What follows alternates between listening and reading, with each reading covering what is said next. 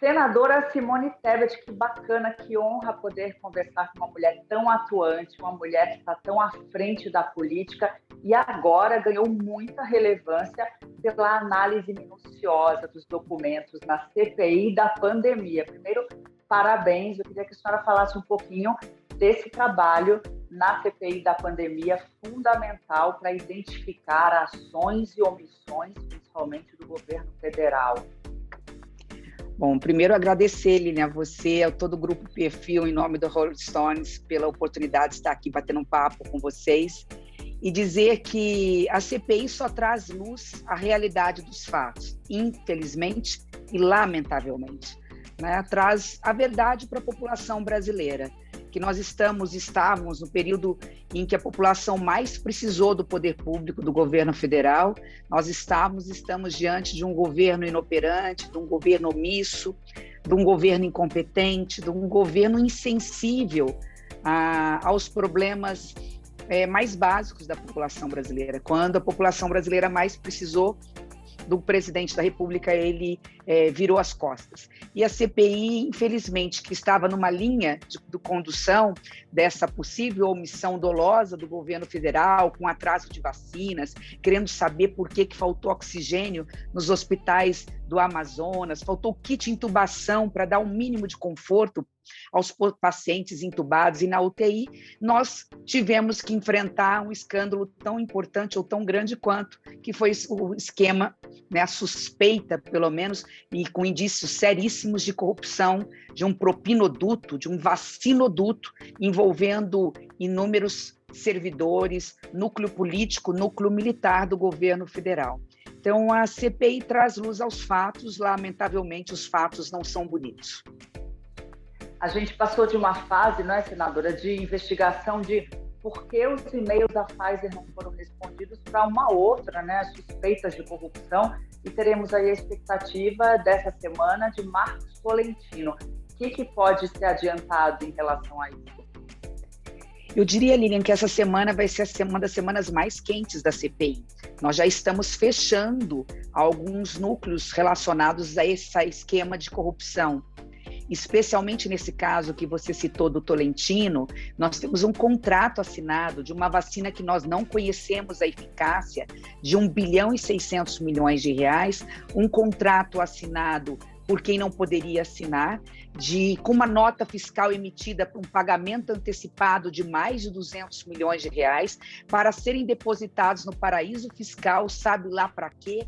Lavagem de dinheiro, dividir propina, né? E o que, quando nós já estávamos diante de tanto escândalo, nós percebemos que quem deu garantia a esse contrato, de que poderia ser esse contrato ser assinado, era um banco que não era banco.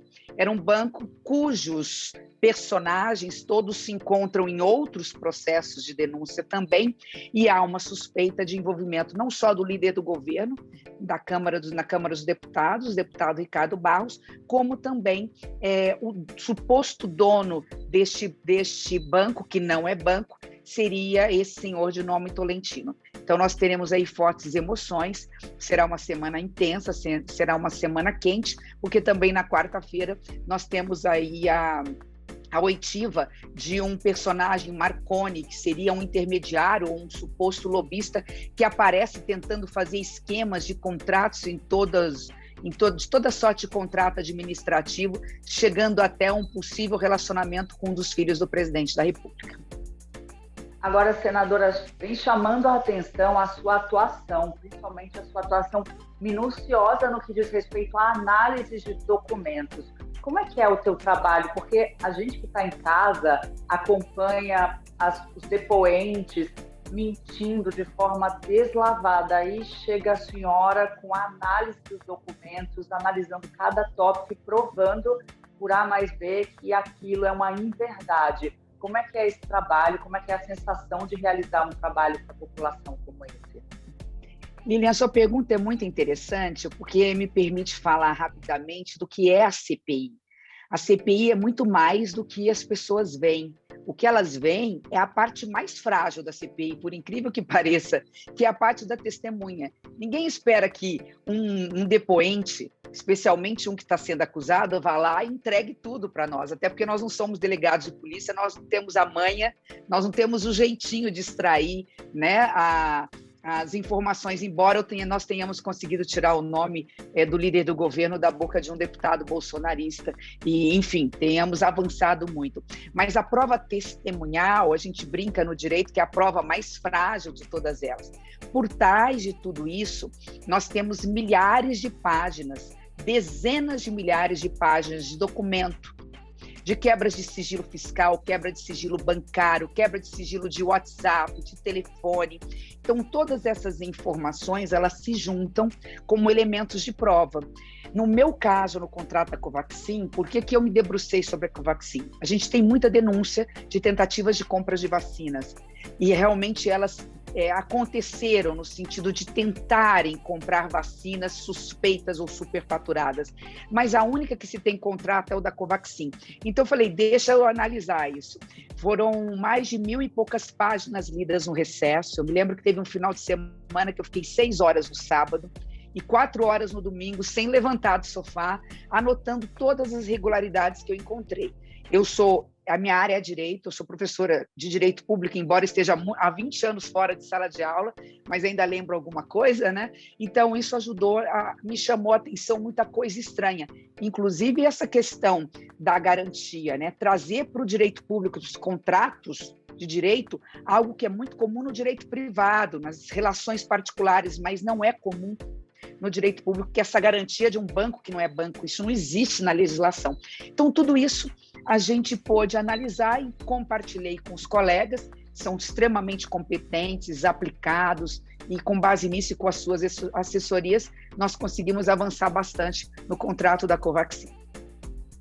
E aí, graças a essa sua visão minuciosa, esse estudo, a senhora virou até meme, senadora. Os jovens já conhecem a senhora. Assim, manda para Simone Tebet que ela vai ver se é verdade ou mentira. Mostra para Simone Tebet. E aí, como é que você vê a política na visão dos jovens? A gente está aqui com Aventuras na História, que traz relatos de fatos antigos e também do que acontece no nosso dia a dia, na nossa política. Como é que os professores vão explicar esse momento para os jovens, senadora, na sua visão? Lilian, eu acho que sim, que pela primeira vez em muito tempo, e falo isso muito emocionada, porque muito nova eu fui para as ruas lutar pelas diretas já, eu tinha 13 para 14 anos, e depois não parei mais. Tivemos o Fora Collor, eu tinha 24 para 25 anos, enfim. Participei, portanto, de 2 processos de impeachment de presidentes. Pela primeira vez em muito tempo, eu que tenho 2 jovens, uma de 20 e uma de 23 anos em casa, todas muito antenadas com redes sociais, eu comecei a ver de novo a juventude se interessada por política. Então, se há alguma coisa de bom, se é que a gente pode dizer que há alguma coisa de bom numa pandemia sanitária, não há nada de bom, mas se há que alguma coisa que a gente possa extrair de positivo da pandemia, em função da CPI, desses escândalos, é que o jovem passou a falar e a se interessar mais por política. Isso é extremamente positivo. Então, respondendo a sua pergunta, eu acho que não é o professor que vai ensinar alguma coisa ou falar alguma coisa. Eu acho que vai ser um ensinamento compartilhado. Os professores têm que ouvir muita juventude, o que eles tiveram, que os jovens tiveram de ensinamento, né? Ouvindo as redes sociais, conversando com seus pais, interagindo com a classe política. A gente recebe muitas mensagens de jovens, não só nas redes sociais, mas até mesmo nos nossos e-mails, então, encontrando nas ruas. Eu vim para Brasília agora, essa semana, fui abordada, fiz uma conexão, estava em São Paulo, por 3 pessoas. As 3 eram mulheres, de faixas etárias diferentes. A última devia ter algo em torno disso, 22 anos de idade. Você precisa ver a paixão com que ela falou de política. Ela falou assim, esse país é nosso, senador, a gente tem que agradecer a CPI, a gente voltou a falar de política, se interessar por política e acreditar nos políticos. Então, eu acho que é isso, Lilian, eu acho que os professores têm muito a aprender com a juventude com os professores, vai ser um aprendizado compartilhado em relação a esse episódio, capítulo tão triste da história do Brasil. É o que a senhora falou, essa juventude é muito antenada, muito bem informada, porque está nas redes sociais, está buscando informações na internet, mas também está nas ruas. Qual foi o teu sentimento, a tua sensação deste final de semana que passou na Avenida Paulista? Qual era a reivindicação, qual é o sentimento das pessoas? Lilian, também eu que tive nas Diretas Já, como eu falei, e tive a oportunidade de ver, meu pai esteve no maior comício da história da redemocratização do Brasil, que foi o comício no Vale do Anhangabaú em 1984. Então, veja, né? Eu tinha 14 anos de idade naquele momento e me lembro até hoje daquela cena, aquela foto imortalizada, né? Muitas vezes em preto e branco, em filmes que a gente vê em documentário e na televisão, Ulisses Guimarães, em tantos outros ali, Mário Covas, Moreira, Franco Montoro, entre tantos. E ontem eu tive, nessa manifestação de domingo aí na Paulista, nós não tivemos número. Nós tivemos algo até mais importante do que isso. Nós tivemos uma união de correntes ideológicas diferentes. Nós tivemos do PCdoB, nós tivemos até o DEM, ou seja, nós tivemos da direita à esquerda. Nós tivemos bandeiras da Força Sindical de um lado e do PSDB de outro. Nós tivemos o PDT, nós tivemos o MDB, nós tivemos todas as correntes ideológicas, nós tivemos vários pré-candidatos à presidência da República. Nós não tivemos número, mas aí eu me recordo que a primeira reunião pelas Diretas Já tinha algo em torno de 5.000 pessoas apenas.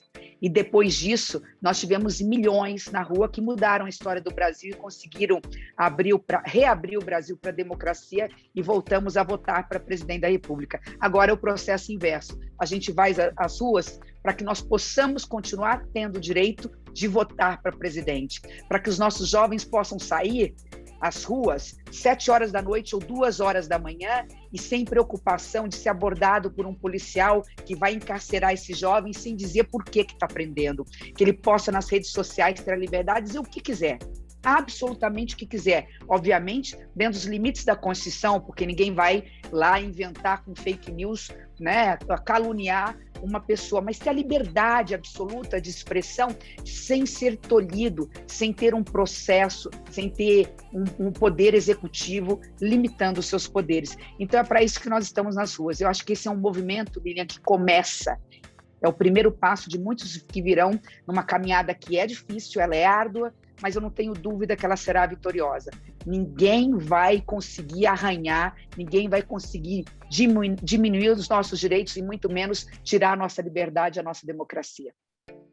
É uma longa caminhada para 2022, senadora. Esse é o próximo passo? O seu próximo passo está lá entre os vários pré-candidatos na Avenida Paulista. Estava o nome de Simone Tebet também? Lilian, eu quis mais ali que a força de uma mulher estivesse ali. Né? Eu não me coloco como pré-candidata, eu ainda não conversei com o meu partido sobre isso, a gente tem até o final de setembro para decidir. De qualquer forma, eu digo sempre, e isso eu vou repetir, independentemente de colocar meu nome como pré-candidata à presidência do Senado, da presidência da República. Primeiro, não é possível, numa maioria absoluta de mulheres, numa sociedade onde a maioria é mulheres, não ter uma pré-candidata ou uma candidata à presidência da República. E segundo, onde tiver a terceira via, lá estarei eu. Não interessa o nome. Acho que não dá mais, infelizmente, para voltar ao passado e muito menos ficar no presente. Você me fez uma pergunta anterior, eu respondo em uma única linha agora. Estamos todos reunidos, da esquerda e da direita, não estamos falando de nomes. Nós estamos dizendo que não dá mais para continuar com o atual presidente da República. Nós estamos ali defendendo a democracia e a abertura do processo de impeachment do presidente da República. Já há indícios suficientes, a gente sabe, a senhora mais do que eu, já que trabalha aí na área do direito, são necessários resquícios jurídicos e também políticos. Já temos essa combinação, senadora, na sua visão? Excelente pergunta, porque agora eu me dirijo ao jovem. O impeachment requer, obviamente, o aspecto jurídico. Esse nós já temos. Não crime de responsabilidade, mas no plural, crimes de responsabilidade, e nós temos vários já protocolados, processos ou pedidos na Câmara dos Deputados. Mas o impeachment requer ainda o elemento político. O elemento político do impeachment, ele exige pelo menos 2 pré-requisitos. O primeiro, uma economia combalida, né? Uma economia fragilizada pelos erros da classe política, principalmente do executivo. Esse nós já temos, aumento da inflação, recessão, desemprego, a população não conseguindo mais o mínimo 50% da população brasileira já entrou, lamentavelmente, na chamada insegurança alimentar, ou seja, não tem mais o suficiente à mesa todos os dias, mas falta uma coisa. E a única coisa que falta, e sem isso nós não temos abertura do processo de impeachment: povo na rua. Não há impeachment sem manifestação popular. E por isso que eu disse que esse evento de domingo foi o primeiro de muitos que virão. Quando a rua for tomada pelas pessoas, aí sim nós estaremos diante, claramente, de uma pressão legítima do povo junto ao presidente da Câmara dos Deputados, que é o único que tem poder de abrir o processo de impeachment de um presidente da República. E o pessoal da Rolling Stone quer saber, na hora que Simone Tebet não está analisando processos, documentos, não está debruçada sobre a CPI, o que toca na playlist da senadora? Sou bastante eclética, só não gosto muito de heavy metal, mas eu gosto de tudo. Mas, em função do momento, o momento que eu comecei a fazer política, o momento que nós estamos agora, que é muito similar, eu tenho tocado muito Legião Urbana, gosto muito, e Elis Regina, como nossos pais. Mas, como disse, eu sou a geração MPB, então estou voltando às origens. Senadora, queria agradecer por esse bate-papo e dizer que é um orgulho, como mulher, ter uma representante levando de forma tão digna a política do nosso país. Muito obrigada, viu? Eu que agradeço, Lília. Muito obrigada.